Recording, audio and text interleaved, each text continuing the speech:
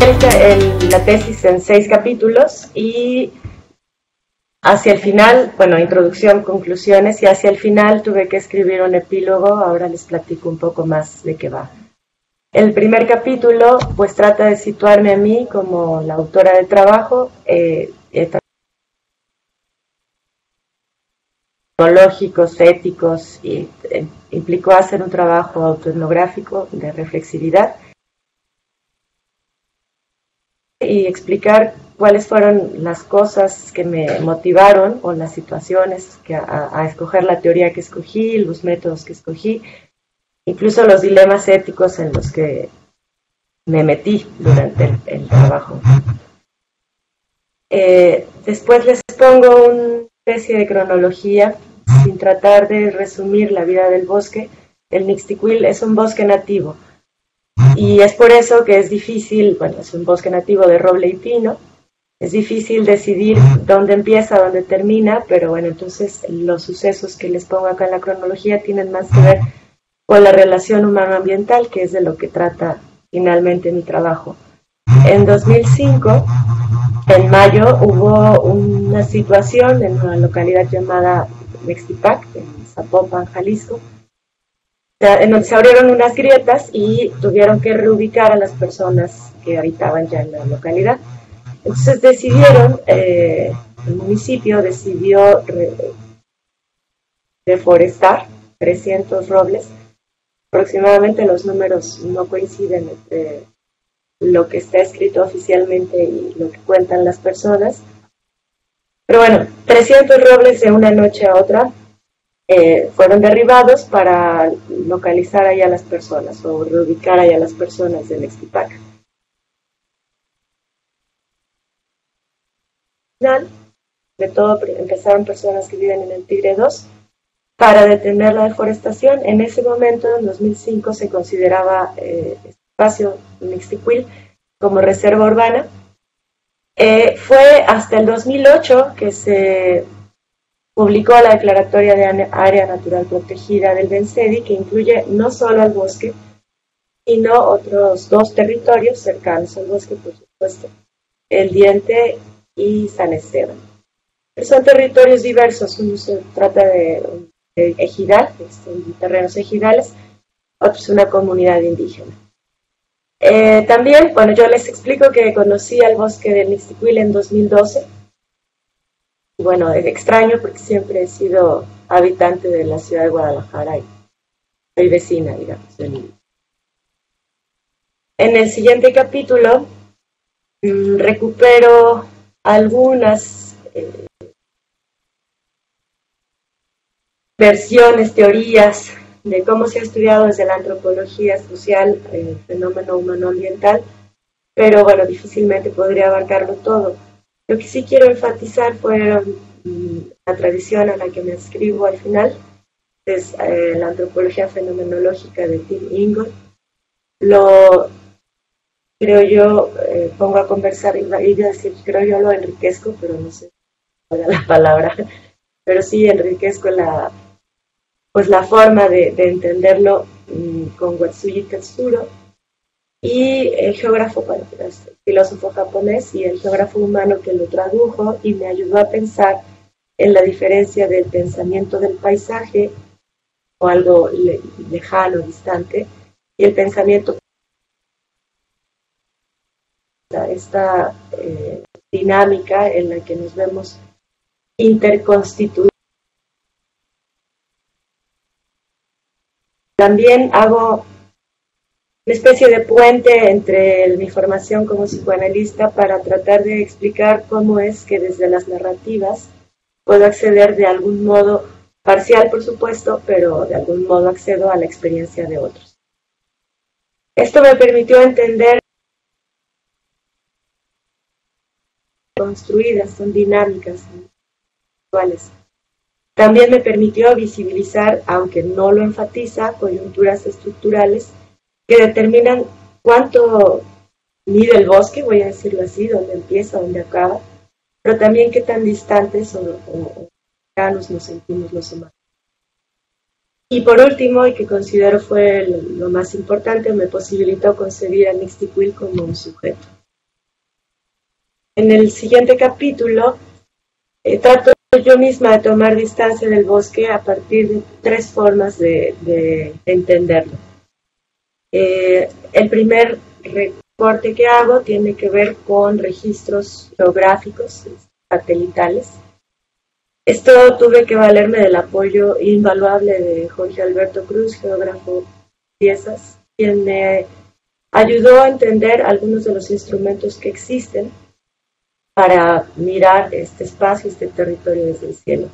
Trazamos una circunferencia porque justamente las imágenes que conseguimos pues son previas y posteriores al área natural protegida, al decreto de área natural protegida. Y esta límite pues es bastante irregular, como se podrán dar cuenta. Y entonces, al trazar esta circunferencia, que es absolutamente ficticia, nos permitió entender cuánto de eso era considerado bosque, uso de suelo de bosque, área urbanizada o de usos agropecuarios. Por supuesto que los instrumentos geográficos se han ido haciendo finos. Entonces tuvimos que traducir todo lo que en el 71 era concebido como bosque, y para el 2016 pues ya era mucho más fino y hacía una diferencia de qué tipo de bosque se trataba.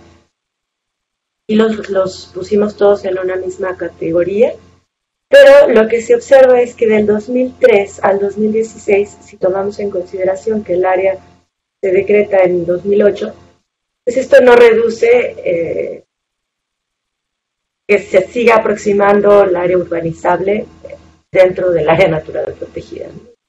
Es decir, sigue y la declaratoria en realidad pues no hay gran diferencia. Fue tratar de entender lo que se dice de manera pública del bosque. Y bueno, hice algunos recortes, un análisis histórico. Crecen los números de publicaciones que se hacen sobre Mixtiquil, ya en específico sobre el bosque de Mixtiquil. Hay bastante sobre reforestaciones, algunos sobre incendios, protestas.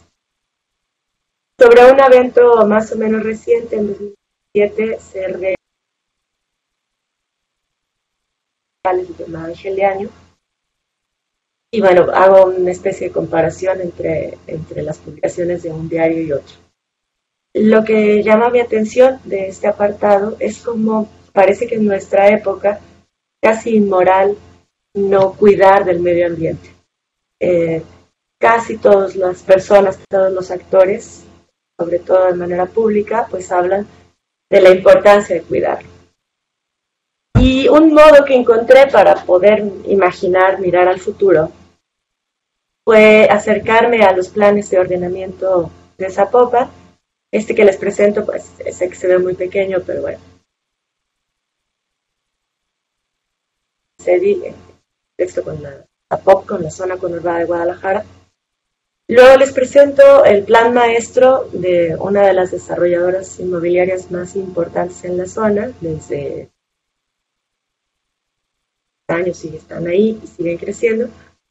De esto quiero llamar su atención sobre los espacios en blanco. Ahí pues están, como parte de su territorio está el diente y esta parte pues ya construido. Ellos dicen, no se preocupen, lo vamos a embellecer, aunque también es parte del área natural.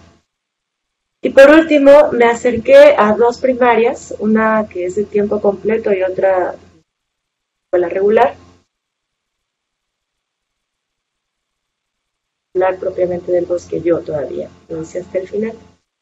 Y lo que descubro allí es que aunque el bosque está justo enfrente de ambas, los niños pues no lo ven. Algunos, la referencia al bosque, les voy a poner un ejemplo, y algunos, aunque ven un conjunto de árboles, pues no saben que se trata de un bosque. Hubo una fuerte diferencia en la primaria en la primaria de tiempo completo, en la que una maestra las llevó de paseo. Cruzaron la calle, entraron al bosque y entonces los niños dibujaron con más frecuencia al bosque. Luego les quiero presentar pues a un conjunto de actores. Lo que yo hice fue primero encontrarme con personas que de algún modo inciden en la vida del bosque, aunque no vivan o vivamos ahí cerca. Ahí hay pues las inmobiliarias, alguna ya la mencioné, o las constructoras, algunos son los propietarios, la familia Angeleaño, pues fuertes propietarios. Si ven ahí el anillo al centro del Bencedi, pues es propiedad de esta familia. Y luego trato de ubicar a los distintos actores que sí presento, cuyas narrativas sí presento y en el trabajo, y cómo se relacionan unos con otros. En verde, o subrayados en verde, están personas que de algún modo participan en la defensa del bosque. Hay dos colores distintos, que también hay dos grandes grupos, voy a decirlo así, pero creo que son muchos más. Y en subrayado con gris están algunas personas que participan de las decisiones gubernamentales. Tengo después dos capítulos narrativos. El primero le llamé Vecinos Indistantes, así al inconsciente como si fuera de la distancia, y me aboco a las personas que de algún modo inciden en la vida del bosque. Trato de presentar las narrativas de una manera heteroglósica, polifónica, en donde se señala pues que la historia no tiene una sola forma de entenderse, pero tampoco los problemas que cada uno de ellos ven con respecto al bosque. E identifico cómo estas personas entienden al bosque o su relación con el bosque en tanto un objeto de disputa política o un objeto humano, para placer humano, que le llamo objeto estético, o bien, y esto es como mayoría, como objeto económico, algo que puede ser productivo.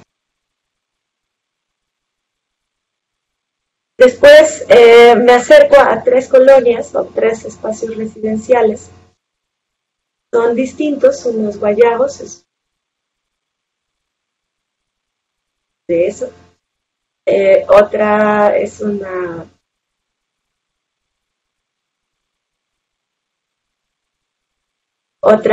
el Tigre 2, es una colonia que aquí la vemos al bosque desde la colonia y también a la colonia desde el bosque. Y otro es uno de estos cotos residenciales, fraccionamientos cerrados, que pues tienen como panorámica al bosque. Estos también, digamos, estos son vecinos propiamente dicho porque viven colindando con el bosque, pero su modo de relación pues también es diverso. También con estas personas, con el análisis de las narrativas de estas personas, identifico formas de relación con el bosque como objeto. Un objeto que, digamos, de oler, de palpar, de sentir. Sin embargo, esto no significa que, digamos que objeto. Lo que me posibilitó presentar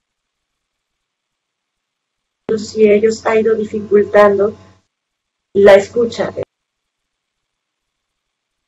Pareciera que sabe mejor que el otro cómo se debe cuidar al bosque. A mí me resultaba incluso increíble cómo las constructoras inmobiliarias decían, pues es que nosotros cuidamos al bosque, no es que lo estemos descuidando a la hora de cortar árboles, ¿no? Más bien, el problema es, me decía alguna vez una funcionaria, el problema no es que se construyan ahí edificios residenciales de alta densidad, sino que la gente no separa basura, que las aguas residuales no se limpian, y estos serían los problemas medioambientales. Sin embargo, en esta lucha por el bosque, por el cuidado del bosque, le voy a poner comillas al cuidado del bosque, el bosque sigue perdiéndose, ¿no? El bosque sigue siendo pequeño.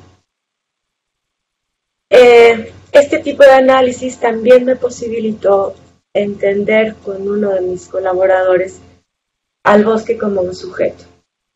Este es un joven que estudia veterinaria, fauna silvestre, espero haberlo dicho bien. poco. Y él me contaba que él decidió estudiar esto porque el bosque se volvió su familia.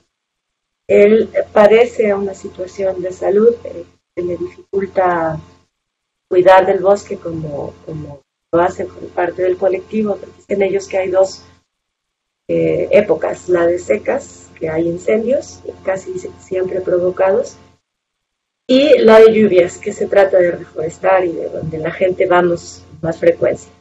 Es un trabajo más visible.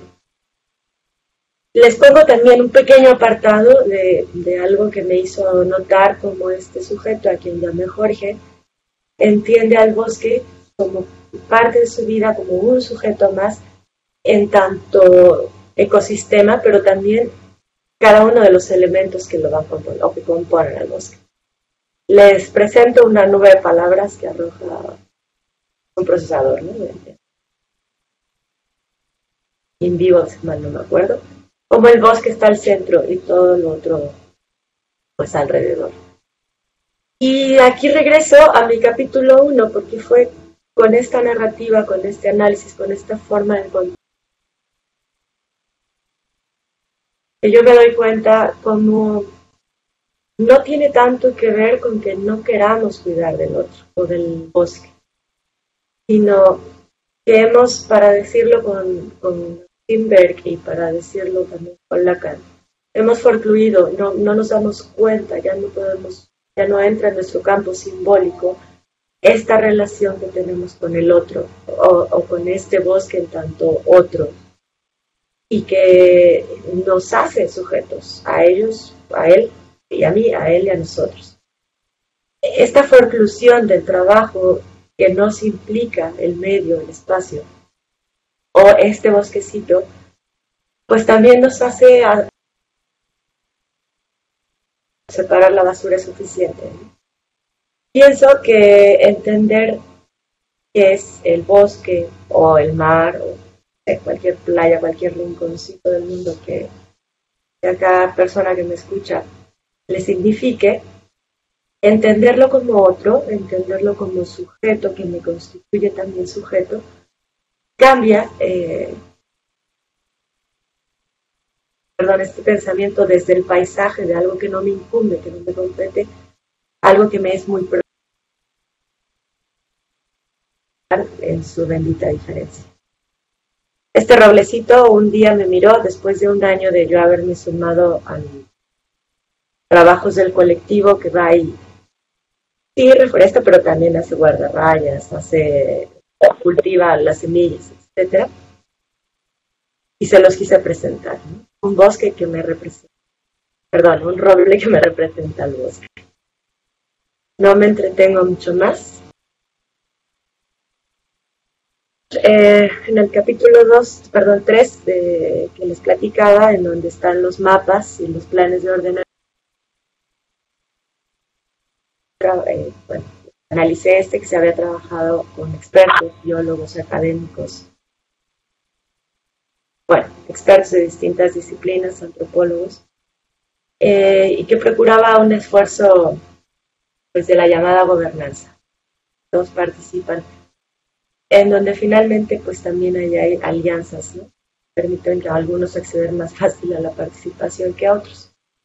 Pero justo con el botón de emergencia en noviembre de nuestro gobernador, se publicó en la Gaceta Municipal este plan de ordenamiento ecológico, en donde, si ustedes se fijan, el Bencedia al centro, no sé si se ve muy pechita esta, pero el Bencedia al centro queda rodeado por un área urbanizable.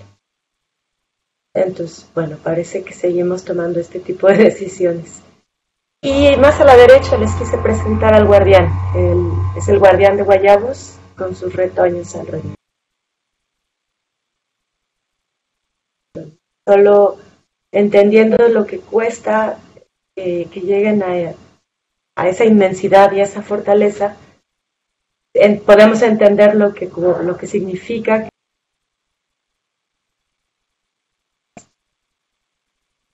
Espero haberme ajustado al tiempo.